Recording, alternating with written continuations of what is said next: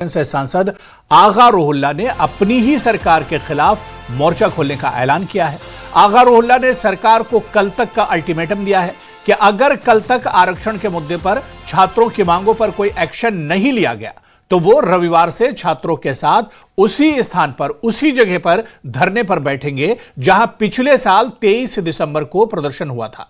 आरक्षण का आगा रुहुल्लाह और सीएम की खटपट के बाद कैबिनेट की बैठक में प्रस्ताव भी पास हुआ था, जिस पर फाइनल मोहर उपराज्यपाल मनोज सिन्हा की लगेगी। लेकिन आगा रुहुल्लाह ने साफ कर दिया है कि सरकार को छात्रों के साथ इस मुद्दे पर बातचीत करनी होगी। यह छात्रों के भविष्य का सवाल है।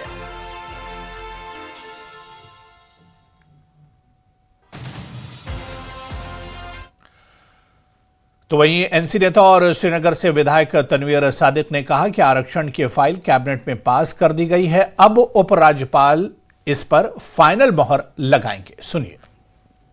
There is a bit of misunderstanding। मुझे लगता है कि जो रिजर्वेशन था, जो नेशनल कॉन्फ्रेंस ने वादा किया था रैशनलाइजेशन को, वो तो कैबिनेट ने आज से 20-25 दिन पहले उसका फैसला किया और वो फैसला अब राजभवन के पास गया है। मुझे लगता है कि हम सबको राजभवन से अपील करनी होगी कि जल्द से जल्द उसके ऊपर बात करके उसको इमीडिएटली एक्सेप्ट करके भेज दीजिए, ताकि जो हमारे बच्चों का जो डिमांड है उसको पूरा हो जाए। जहां तक नेशनल कॉन्फ्रेंस है, हमने जो वादा किया था वो हमने पूरा कर दिया।